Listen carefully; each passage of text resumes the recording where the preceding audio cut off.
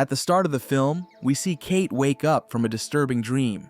She works as a horseback riding trainer and owns the Echo Valley farm. While she's doing the usual morning chores, she listens to voice messages from her friend Patty. Just then, her farmhand comes over and points out a barn roof that's about to collapse. Kate surveys the building, trying to gauge the damage. The man says the repair will cost $9,000.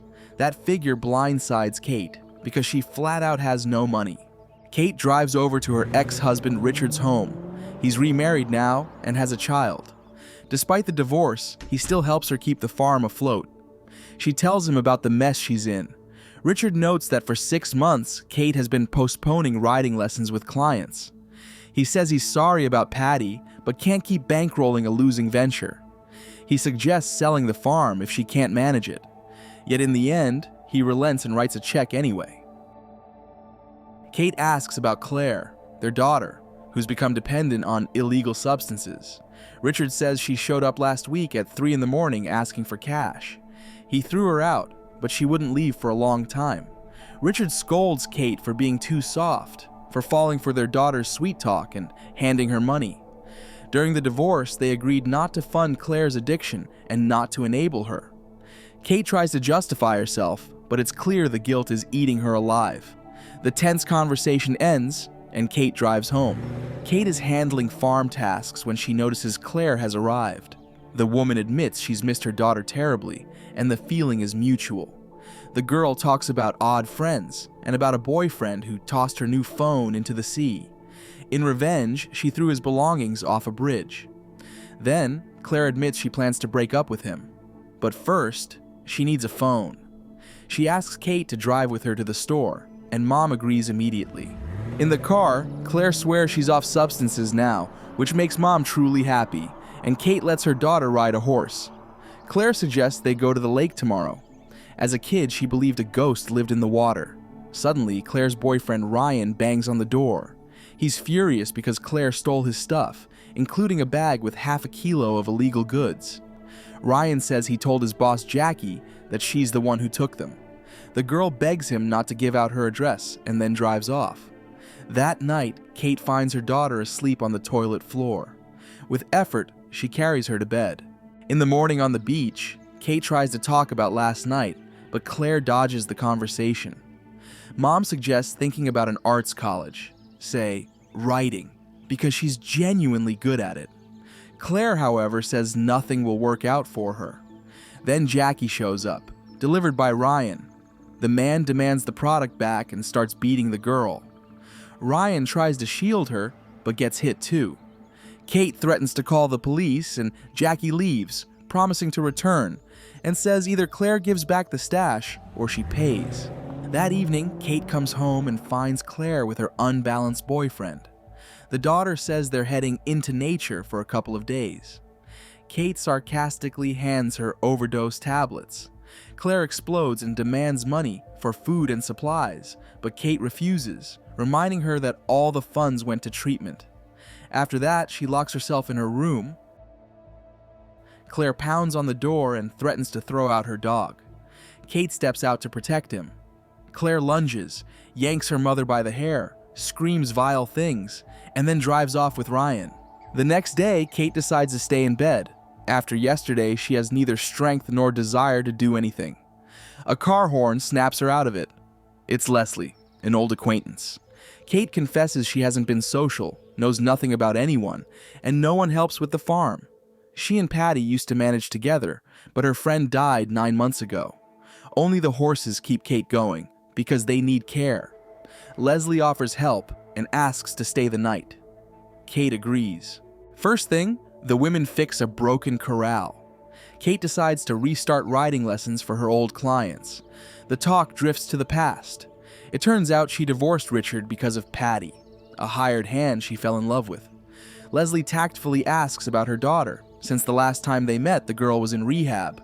The mother admits bitterly that Claire has slipped back into old habits. Leslie is sympathetic and supportive, and the evening passes warmly. Later, after a little wine, Kate finally relaxes. In the morning, Kate finds a sweet note from Leslie. She's already left. The woman teaches a little girl to ride a horse, Otherwise, the day goes as usual. Late that night, a terrified Claire bursts into the house. There's Ryan's blood on her shirt. They fought, and she shoved him off a cliff.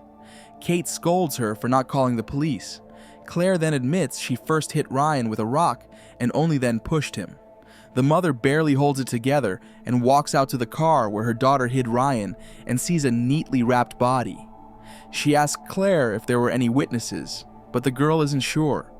The girl hands over his phone and stays home. Kate tosses the cell phone into a pond. Then she drives to the lake, planning to sink the body in deep water. Suddenly, fireworks explode in the sky. Teenagers nearby set them off. Startled, Kate slips and falls into the water with the body. It goes under while she barely surfaces. In the morning, she scrubs the car interior so there are no traces, and then tries to unwind in the bath. The woman lays out a fabricated alibi for her daughter. After Camp Claire and Ryan stopped by, argued, and the man drove away. That's crucial because his phone pinged at the house during the night. In the evening, Claire comes home scared. Outside a store, Jackie threatened to kill her if she didn't repay the debt, and he also asked about Ryan. Kate solves her daughter's problem by handing over the money Richard gave her for the roof repair. Later, she tells Claire she paid Jackie off, and nothing threatens them anymore. But the next morning, Kate finds her daughter's bed empty. She tries calling, but Claire is unreachable, so Kate uses the tablet linked to her daughter's account to track her location. Arriving at the coordinates, she discovers Ryan alive. The pair spot her and peel out fast, and a stunned Kate realizes she's been betrayed again. The woman reads messages on the tablet and can't believe Claire did this to her. The biggest question gnaws at her. Whose body did she sink? Renting a boat, she heads to the same spot and tries to reach the corpse, but she runs out of air. When a rescuer appears, Kate lies that she dropped her wedding ring. The man believes her and leaves, and she keeps trying. That evening, Kate returns to an empty house and drinks. She finds old wedding videos with Patty, cries, and, unable to stand it, calls Leslie at 2 a.m. She confesses everything and asks for support. In the morning, her friend arrives and suggests a change of scene. Kate says she can't leave the horses, but Leslie has already arranged help, calling in friends from a ranch. The women go away for a couple of days to visit a mutual acquaintance. There, Kate shares her pain, listens to gossip, and thaws out a little. Right before bed, she turns on her phone and sees Jackie on the home security camera. They talk over video. He says he's calling about the body she sank. They agree to meet tomorrow. Jackie shows up and says Ryan is a dealer whose product caused a client's death. That's the one she helped dispose of. Jackie himself invented the plan and now demands hush money. Kate says there is none, but the man doesn't care and attacks her. She fights back, and then Jackie injects her with a sedative. When Kate comes to, he tells her he took every device and her keys. Without permission, she can't leave. He orders her to find the money in 2 days, and meanwhile, he'll live at her place. At one point, Kate tells him how Patty died. She broke her neck after falling from a horse. Now Jackie plays lord of the house and does whatever he wants. For example, he feeds the dog table food, even though Kate warns it will make the animal sick. After dinner, he watches TV like he owns the place. Claire sends her mother an apologetic message, asks to be forgotten, and writes that it would be better if she were dead. She names the person Kate sank in the lake, Greg Kaminsky. Kate looks him up online and learns he was a very young guy. In the morning, she gets an idea. She calls Leslie and asks how their acquaintance got caught for arson. The friend dislikes where this is going, but Kate insists. She explains that the acquaintance used a signal torch to start the fire and left part of it behind. That's the piece of evidence the police found. Kate comes to Jackie with a plan. Burn the barn for a $100,000 insurance payout. The man asks when the money will arrive. Hearing it'll take a couple of weeks, he waves it off. He wants to leave sooner.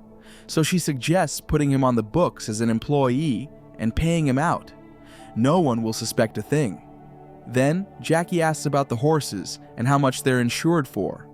Kate is horrified but keeps her cool and says each one is covered for $25,000.